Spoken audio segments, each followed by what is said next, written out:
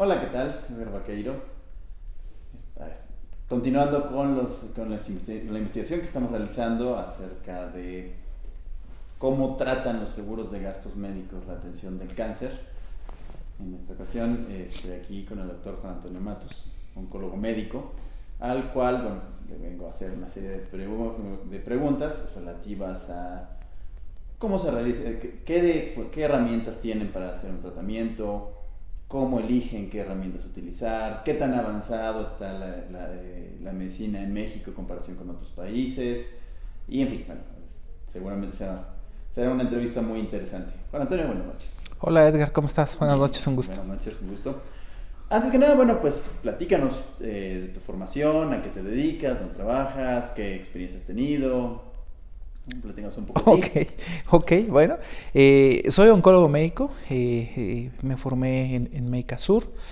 Una vez que terminé la formación de oncología médica, hice un año de medicina translacional, que es un tipo de biología molecular aplicada en cáncer. Desde 2014 me dedico al tratamiento del cáncer en el Instituto Nacional de Cancerología, en donde laboro en las mañanas. Y desde hace un año estoy integrado al equipo de COI en la dirección médica del Centro Oncológico Internacional. Pues como ven, estamos con una persona que también tiene mucho conocimiento del tema y seguramente nos va a contestar muchas preguntas interesantes.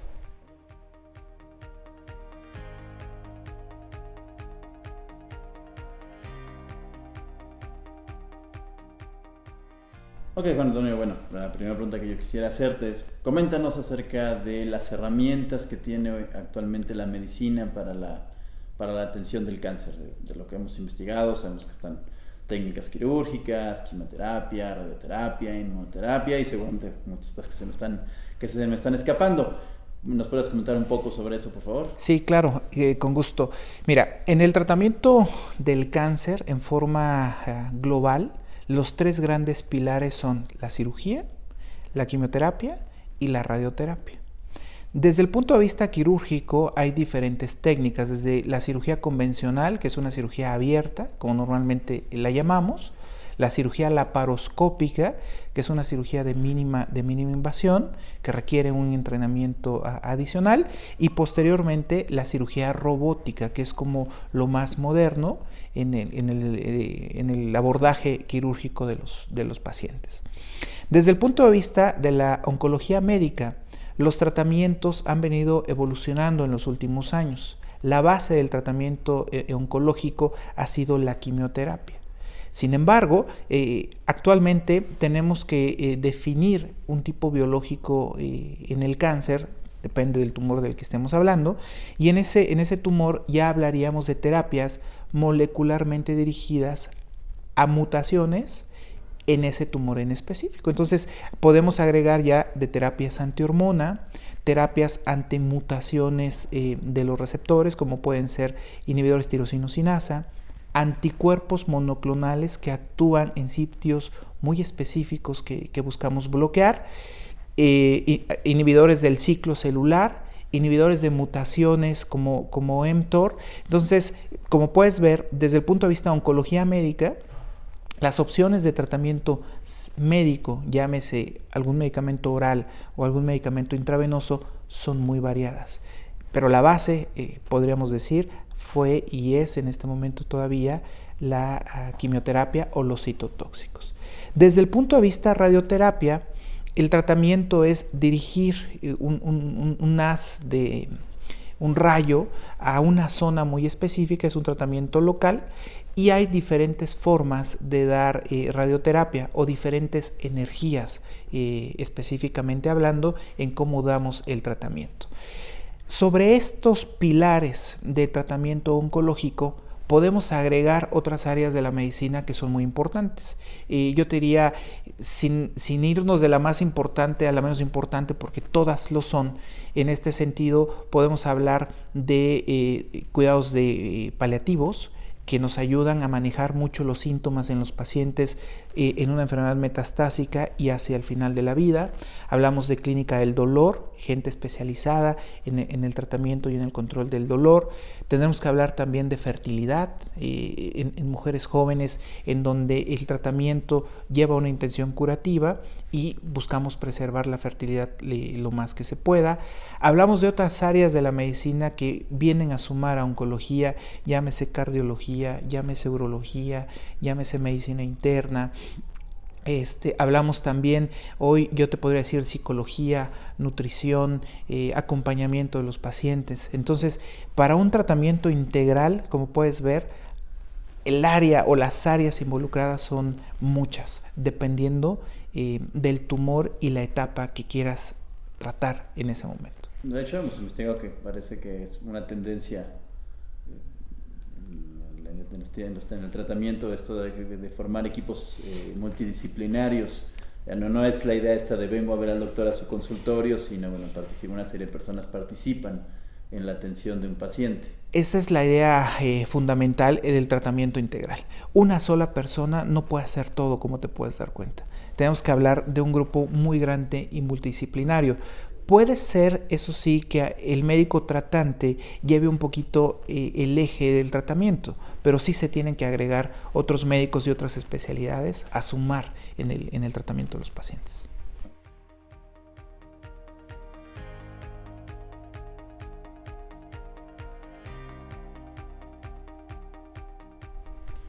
Ok, bueno, entonces nos dices que los pilares de la técnica de atención son la parte quirúrgica, la quimioterapia y la radioterapia. Ya nos comentaste en la pregunta anterior un poco de los desarrollos que se van extendiendo. Te pediría que te extendieras un poco más sobre eso. ¿Hacia dónde va la técnica en cada una de estas áreas? Digamos, ¿qué es el state of the art, como dicen en inglés? Y de ese state of the art, ¿qué es lo que está disponible en México para la atención de los pacientes? Ok, mira, desde el punto de vista quirúrgico, la base es la cirugía abierta. Sin embargo, la investigación y la tendencia es hacer lo menos agresivo posible y lo menos invasivo posible. Y en ese sentido, la evolución a la cirugía laparoscópica y la evolución hacia la cirugía robótica. Ejemplo, la cirugía robótica en cáncer de próstata es muy importante porque te permite preservar nervios muy importantes para mantener o favorecer la erección en los hombres. De tal manera que es una cirugía mucho más fina, es una cirugía mucho más complicada. Esa cirugía actualmente es una realidad en México. Existen robots famosos Da Vinci, existe gente capacitada y entrenada con mucha experiencia para hacer este tipo de cirugía. Desde el punto de vista de oncología médica, yo te podría decir que tenemos acceso a las moléculas recientemente aprobadas a nivel internacional, las cuales pueden tardar más o menos un año en llegar al país. Sin embargo, las tenemos disponibles y a lo mucho el atraso que podríamos tener hasta el día de hoy es de aproximadamente un año para contar con estas moléculas. ¿En qué sentido? Que la quimioterapia se va haciendo más personalizada y depende de las mutaciones que pudiera tener un tumor en específico, tú eliges el fármaco molecularmente dirigido contra esa mutación, el cual puede ser un anticuerpo, como bien lo decías, puede ser inmunoterapia, que también son anticuerpos. Sin embargo, también pueden ser terapias antihormona, algo tan básico como un tamoxifeno que existe desde hace por lo menos 3 décadas en el país. Entonces, en ese sentido, la terapia sistémica va siendo muy personalizada hacia el paciente y de estas tenemos el acceso, yo te diría, a la mayoría. Desde el punto de vista radioterapia, el tratamiento, como es un tratamiento local, depende mucho del equipo, el tipo de energía que utilices. Y en ese sentido, también tenemos aceleradores que son de última generación en el país, que te permiten dar tratamientos muy precisos, muy localizados, pudiendo dirigir milimétricamente hasta dónde llega la dosis de radiación y la intensidad de la dosis donde tú la quieres. Entonces, tenemos las tecnologías en el país, tenemos a las personas capacitadas para hacerlo. Yo te diría, aquí la limitante sería un poco más que entre más personalizado, más especializado y más preciso y menos invasivo es un tratamiento, los costos obviamente son más altos.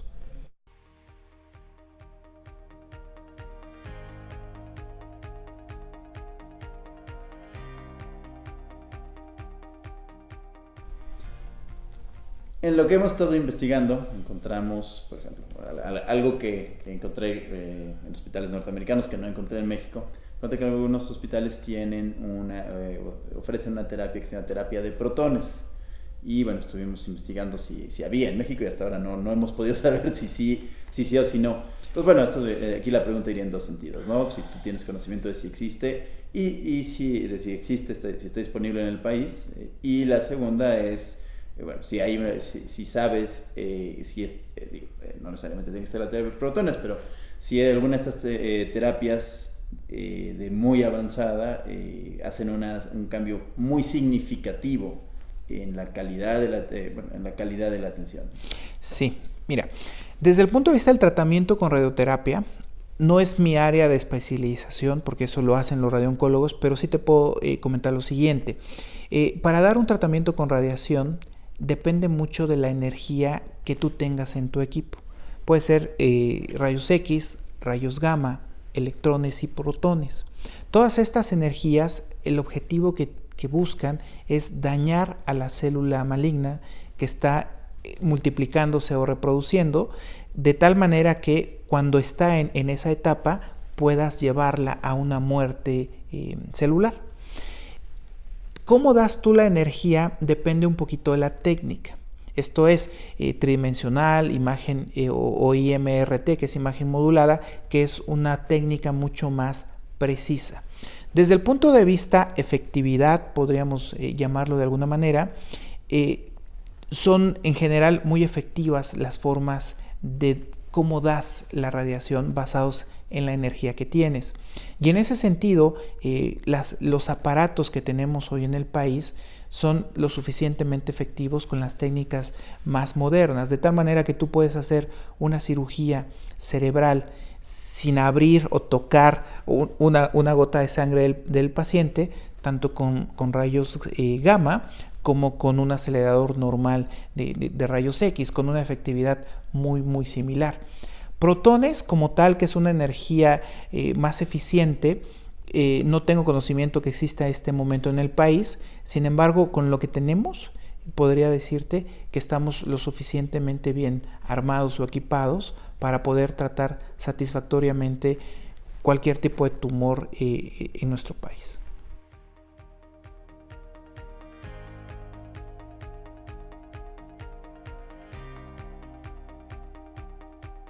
Por favor, coméntanos un poco sobre cómo definen, como oncólogo, ¿no? ¿Cómo definen el éxito de una terapia?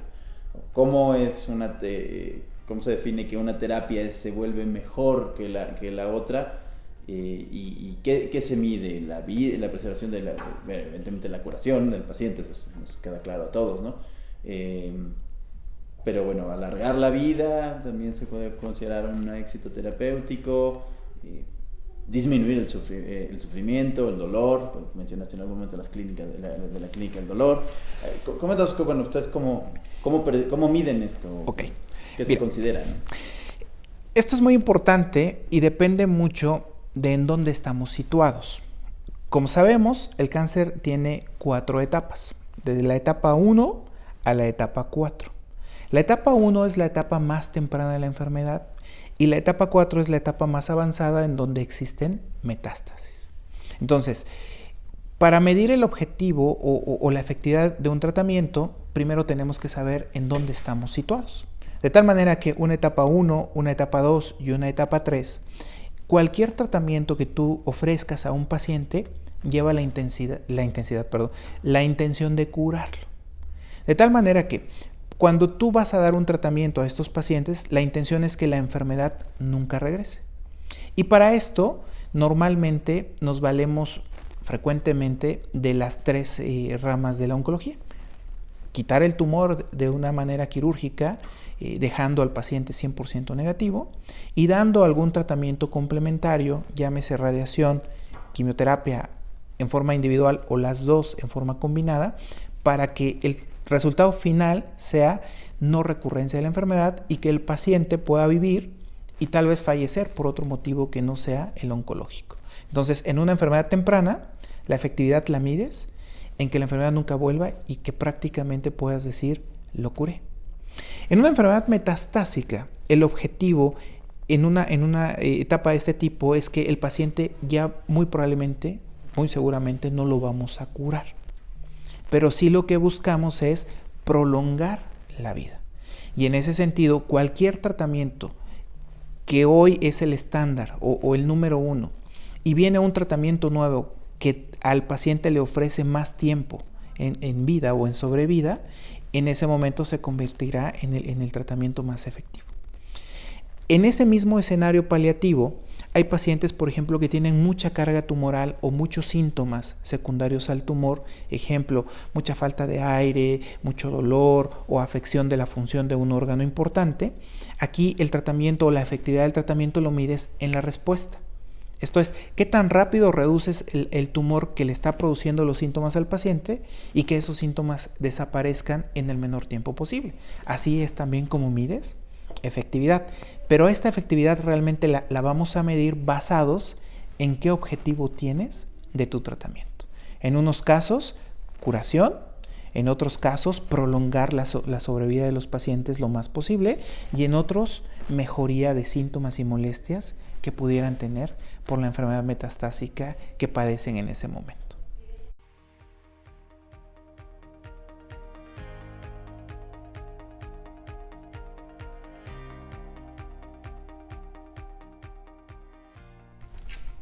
¿Tú crees que podríamos hablar de algo similar a lo que ocurre en las tecnologías de la información, la famosa ley de Moore, que dice que cada 18 meses el poder de cómputo de los microcircuitos se duplica y el costo disminuye? Me queda claro que el costo en la atención del cáncer ese no ha disminuido, pero ¿con qué frecuencia tú podrías, a lo mejor es una pregunta difícil, pero ¿con qué frecuencia podrías decir que hay un cambio tecnológico que dices, bueno, ya dejamos atrás lo que había y ahora estamos lo que hacíamos y ahora estamos haciendo algo significativamente distinto, ¿no? Ok, es una pregunta muy interesante. Mira, si tú me preguntas la velocidad en cómo se dan estos cambios, en forma rápida te diría, la oncología es la rama de la medicina que más publicaciones y más información genera alrededor de la investigación en el cáncer. Sin embargo, a pesar de eso es lenta. ¿En qué sentido? Para eso tú tienes que desarrollar los protocolos de investigación. Y los protocolos tienen 3 fases. Desde las fases muy tempranas de desarrollo de las moléculas, la fase 1 que se hace en personas sanas, buscando la dosis adecuada, midiendo toxicidad para poder definir cómo lo vas a probar. En las fases 2 ya los pruebas en enfermedades y buscas un poquito la efectividad que pudiera tener. Y finalmente la fase 3, que es el estudio, yo te diría, clave para que una droga pueda o no ser una realidad para un laboratorio. ¿Qué significa desarrollar un protocolo o un estudio fase 3? El medicamento que hoy consideramos el más efectivo, podríamos decir que es el número 1. El fármaco que tú estás desarrollando o vienes desarrollando tiene el potencial de que es igual o puede ser mejor que lo que hoy conoces como el número 1 y los pruebas frente a frente, en forma nosotros decimos ciega. Esto es que nadie sabe qué medicamento está recibiendo cada paciente porque eso lo decidió el azar. Y desde el punto de vista farmacológico, pastilla, color, tamaño, olor, son exactamente iguales las dos infusiones o las dos medicamentos. De tal manera que al hacerlo de esta manera, cuando tú mides la efectividad del fármaco, realmente es como demuestras en una forma completamente fiable de que ese fármaco es superior a lo que considerabas el estándar, o al revés, puede que no sea superior y que el estándar se mantenga como el número 1. Este proceso en la oncología y en el desarrollo de las moléculas puede tardar años, puede tardar, yo te diría, más de 5 años, 10 años en que una droga en desarrollo pueda ser una realidad en la práctica clínica diaria. Sin embargo, a pesar de esta lentitud, la oncología es la rama que más información produce y que más cambios de estándar al año puede presentar. De tal manera que la posición o cambiar un tratamiento en forma definitiva en oncología lo haremos unas 2 o 3 veces por año, en donde dices, hoy ya es un cambio definitivo, este tumor a partir de hoy se va a tratar con este nuevo medicamento. Entonces puedes ver que es muy lento, sin embargo es la rama de la medicina que más información y más cambios tiene respecto a las demás. Los protocolos, por lo tanto, yo te diría, te dan esa experiencia, te dan el manejo con nuevas moléculas, te dan el acceso a los fármacos que mañana van a ser el número 1, pero que además también van a ser los más costosos. Y eso te permite acceso, te permite darles a los pacientes unas opciones de tratamiento completamente buenas, porque aunque son aleatorizados los estudios, lo peor que le puede tocar es el medicamento que hoy es el número 1. Puede que el que estás probando sea mejor, bueno, eso lo va a decidir el tiempo y los resultados, pero no le va a ir peor al paciente ni estás experimentando como a veces ellos te dicen. Es que meterme un protocolo es como experimentar conmigo, no. Ya sabemos que es igual o mejor y lo que se va a hacer es poderlo demostrar de una manera completamente científica.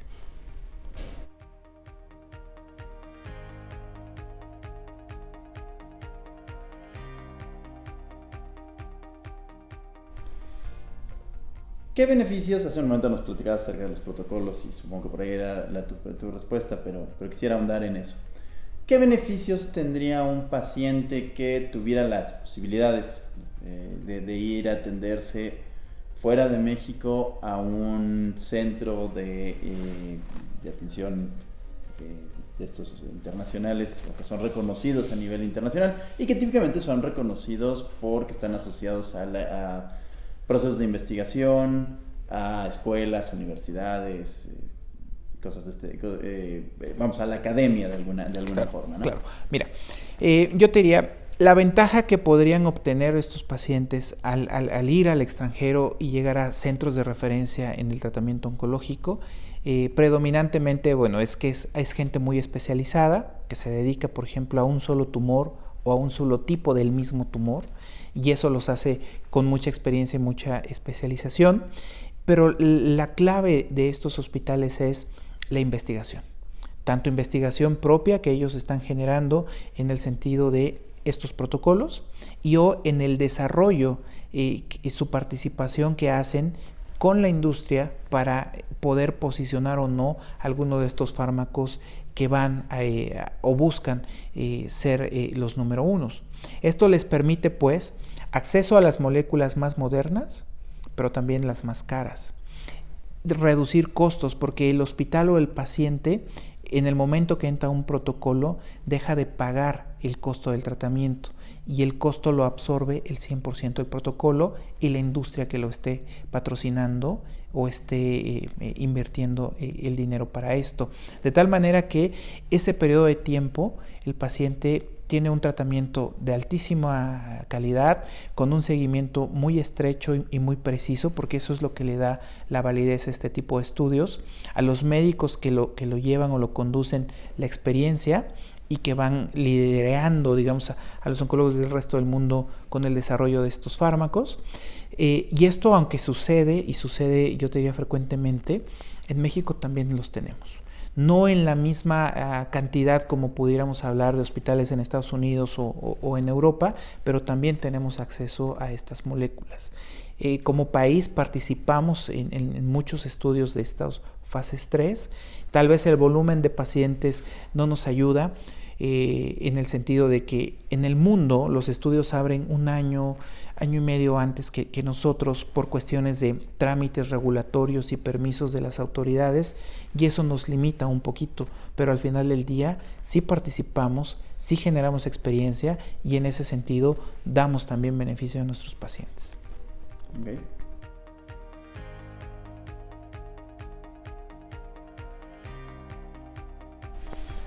Juan Antonio, nos has comentado varias veces, o has mencionado varias veces a lo largo de esta plática, el tema del costo de las moléculas y pues porque parece que hay una regla, y además me suena muy razonable, que entre más personalizado sea un tratamiento, el costo será mayor. Y bueno, pues suena muy lógico, ¿no? La investigación te cuesta lo mismo para 1000 casos que para 1.000.000 de casos. Pero evidentemente no es lo mismo dividir entre 1000 que entre 1.000.000, ¿verdad? Así es. ¿Nos podrías comentar un poco realmente de cuáles son los costos de moléculas avanzadas que estén actualmente usándose en el mercado? Sí, claro. Mira, desde el punto de vista oncológico, en cirugía, pues obviamente, desde una cirugía abierta a una laparoscópica a una robótica, los costos se van incrementando basados en la mínima invasión. Una cirugía abierta, por poner un número, yo te diría, te puede costar, no sé, 100,000 pesos. Una laparoscópica, ya le sumas el equipo, un tiempo quirúrgico mayor, eso te suma por lo menos 50, 60,000 pesos más. Y un robot, andas hablando de alrededor de $500,000 de pesos en promedio una cirugía.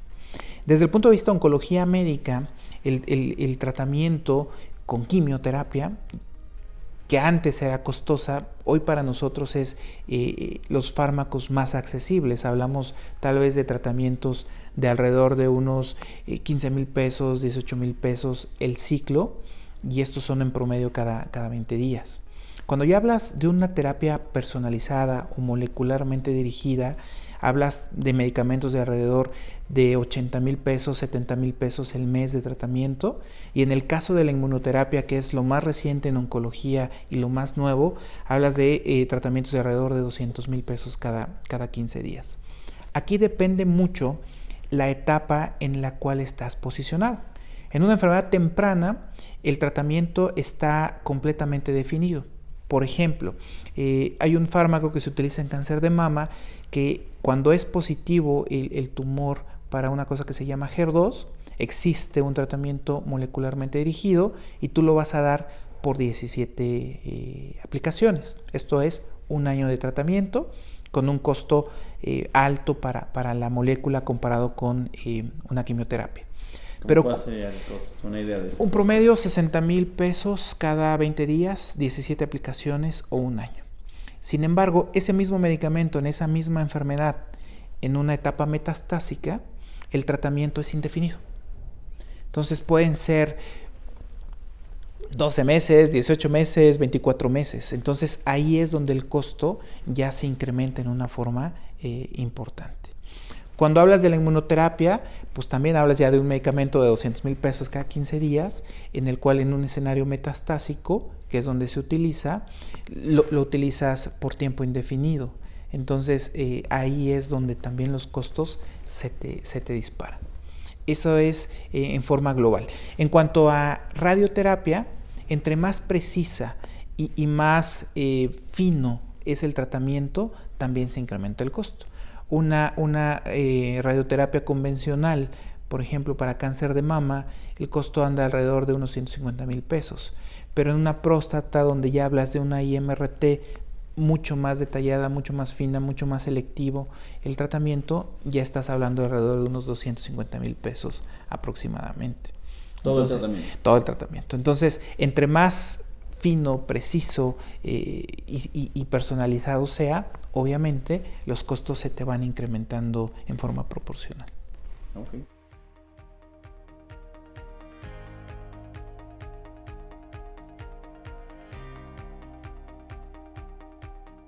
¿Qué función tienen las guías de tratamiento como las que publica el National Comprehensive Cancer Network o bueno, entiendo que guías europeas? Porque bueno, en algunas ocasiones pues parece que los médicos tratantes van más allá de lo que establecen estas estas guías de referencia, y esto lo digo como una experiencia. Pero bueno, primero lo que te voy a decir es que definamos, bueno, ¿para qué?